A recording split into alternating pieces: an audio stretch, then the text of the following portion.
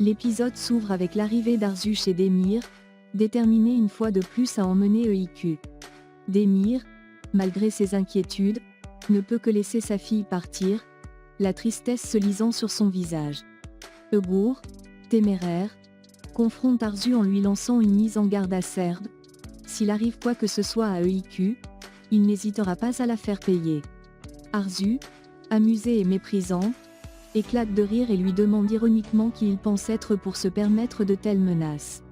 Sans hésiter, il répond qu'il est l'oncle de EIQ, prêt à tout pour la protéger. Cette réplique surprend Arzu, mais elle se contente d'ignorer Egour et tourne les talons pour quitter la maison. Pendant ce temps, Demir se penche vers sa fille pour lui murmurer quelques mots tendres. Il lui assure que, peu importe la distance, son cœur sera toujours auprès d'elle. « Je t'aime énormément, EIQ, dit-il d'une voix émue. La petite, les larmes aux yeux, lui répond qu'elle l'aime aussi et se blottit dans ses bras pour un dernier câlin. Juste avant qu'il ne parte, Demir demande à Arzu de lui envoyer son adresse afin qu'il puisse venir chercher EIQ dès le lendemain matin. Il la met en garde, lui demandant de bien veiller sur la petite et d'éviter toute situation pouvant la bouleverser. Un peu plus tard, Mufid appelle Egour pour lui rappeler que la potentielle locataire de la maison doit arriver d'un moment à l'autre. Elle insiste pour qu'il vienne l'accueillir en personne et lui propose même, avec une pointe de malice, de prêter attention à cette femme, peut-être qu'elle pourrait devenir plus qu'une simple locataire. Dans la voiture, Arzu tente d'engager la conversation avec EIQ, mais la petite, boudeuse et méfiante, reste silencieuse, refusant de répondre. Au même moment, Egour et sa mère sont occupés à préparer la maison pour la visite. Mufid glisse à son fils qu'il devrait essayer de faire bonne impression, et le taquine en espérant que cette femme pourrait lui plaire. Alors qu'ils mettent tout en ordre, Jandan appelle Demir pour lui annoncer qu'elle va visiter une maison à louer. Elle lui demande même s'il peut l'accompagner. Curieux, Demir lui demande comment elle a trouvé cette maison, et elle lui répond que c'est grâce à Mufid.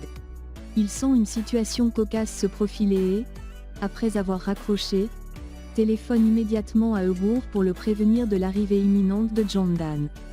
Quelques instants plus tard, Jandan frappe à la porte de Mufid, qui lui ouvre avec un sourire chaleureux. Egour, qui a entendu la voix de Jandan, prend aussitôt la décision de se cacher. Il quitte discrètement la maison en passant par la porte arrière pour éviter une rencontre gênante. Jandan, de son côté, a apporté un petit cadeau pour Mufid, des bijoux en signe de remerciement pour sa gentillesse. Touché, Mufid ne cache pas sa joie et s'empresse de remercier Jandan chaleureusement. Elle se souvient soudainement de son fils et, fière, annonce qu'elle souhaite lui présenter son « adorable garçon ». Elle le cherche dans toute la pièce, mais ne le trouve nulle part, un peu confuse. Tentant de se justifier, elle explique à Jandan qu'il est simplement très timide. De son côté, Egour s'éloigne, marchant dans la rue avec une légère claudication due à une récente blessure. Tandis qu'il avance, son esprit est en ébullition, partagé entre l'embarras d'avoir fui ainsi et l'ironie de la situation. Jandan, qui ne sait toujours pas qu'il était là, en pleine opération de dissimulation orchestrée par sa propre. De l'autre côté, Arzu amène EIQ chez elle, alors que Demir les suit discrètement et se poste à l'extérieur de l'immeuble, décidé à attendre, dans l'espoir de voir EIQ ressortir. À l'intérieur, EIQ observe le désordre qui règne autour d'elle. Elle fronce les sourcils et fait remarquer à Arzu qu'elle n'aime pas sa maison, qu'elle trouve sale et en pagaille. Arzu, légèrement vexée, tente de faire bonne figure. Elle appelle Diemal pour lui parler du comportement de la petite.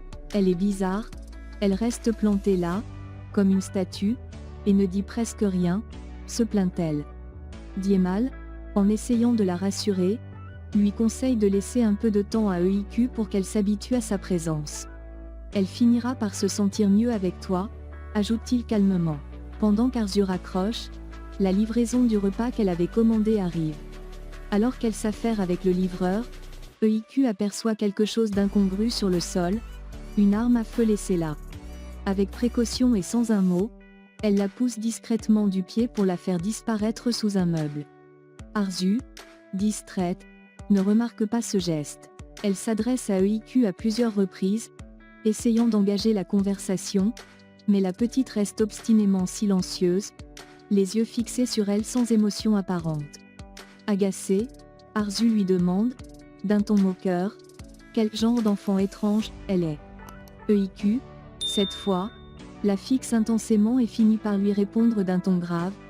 J'ai toujours voulu savoir à qui ressemblait ma mère, mais je crois que j'aurais été très triste si j'avais su plus tôt que c'était toi. Ces mots frappent Arzu de plein fouet. Touchée, elle sent monter une vague de tristesse et d'amertume. Pour cacher son trouble, elle propose à EIQ de manger et s'éclipse rapidement pour aller à la salle de bain. Là, le souvenir de la naissance de sa fille la submerge. Elle se revoit, jeune mère déboussolée, en larmes, demandant à l'infirmière d'emmener le bébé loin d'elle, incapable de l'élever à l'époque. Les larmes coulent sur ses joues, et elle se rince le visage pour effacer toute trace de son émotion avant de retourner dans le salon. Quand elle revient, elle remarque que EIQ n'a toujours pas touché à son repas. Arzu, à bout de patience, se penche vers elle et lui ordonne de manger. Mais EIQ, refusant de se laisser dicter sa conduite, jette le sandwich sur la table avec défi. Que tu le veuilles ou non, je suis ta mère, déclare Arzu, agacée. Et tu resteras ici avec moi. Juste à ce moment-là, le téléphone d'Arzu sonne, c'est Demir. Elle tend le téléphone à EIQ, qui le prend avec un sourire immense, heureuse de pouvoir parler à son père. La voix de Demir réconforte aussitôt la petite. Il lui donne des conseils affectueux, lui rappelant de bien se préparer pour la nuit et de s'endormir sans inquiétude. Mange un peu avant de te coucher, d'accord ? Ajoute-t-il, comme un père attentionné. EIQ promet de suivre ses conseils, et avant de raccrocher, elle lui envoie des baisers au téléphone, le cœur apaisé. Une fois la conversation terminée, EIQ se lève et, docilement, reprend le sandwich laissé sur la table. Elle commence à le manger en silence, sans même un regard pour Arzu, qui reste immobile, légèrement déstabilisée par ce changement soudain. Elle comprend que l'influence de Demir est immense et que, malgré ses efforts, elle peine à établir un lien avec sa fille. EIQ, quant à elle, est plongée dans ses pensées, réfléchissant à tout ce qui se passe autour d'elle et à l'amour inconditionnel que lui porte son père.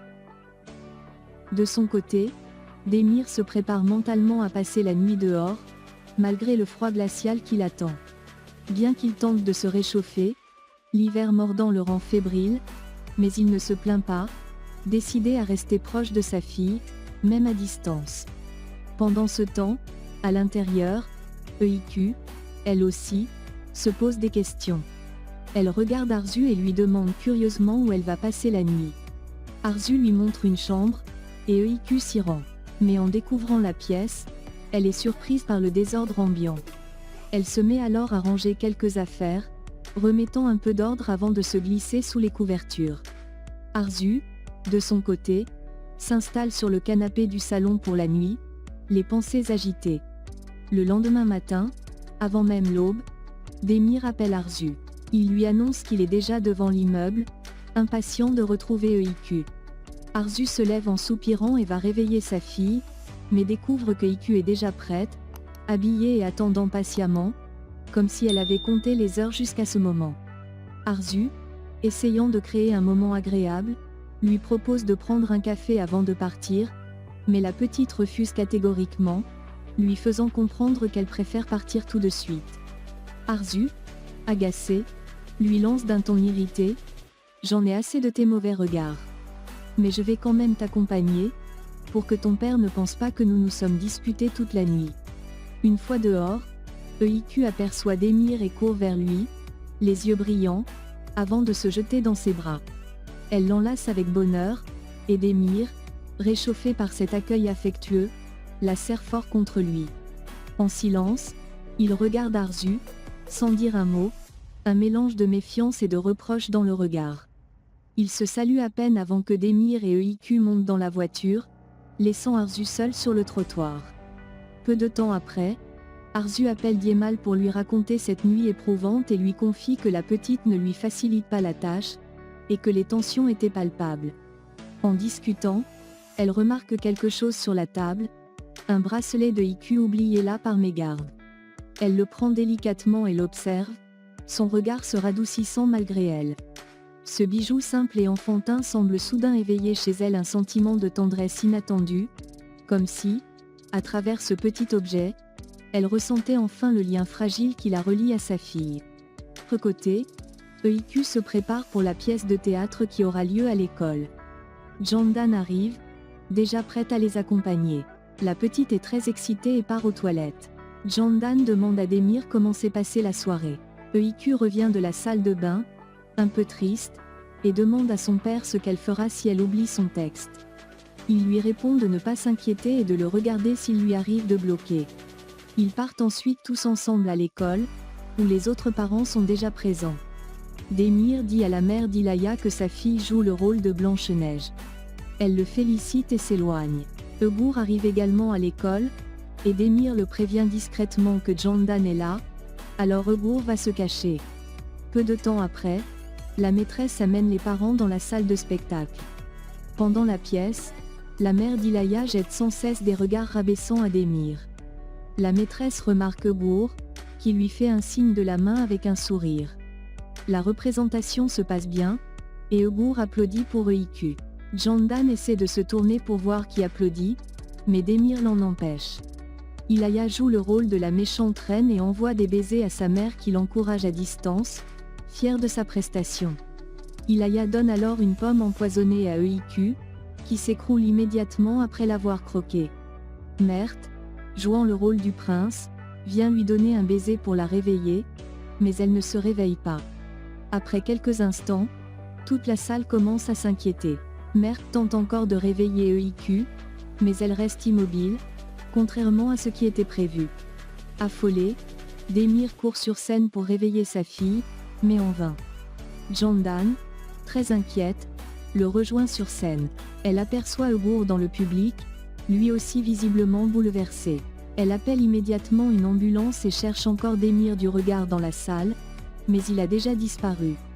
Demir, portant EIQ dans ses bras, sort précipitamment de la salle avec elle.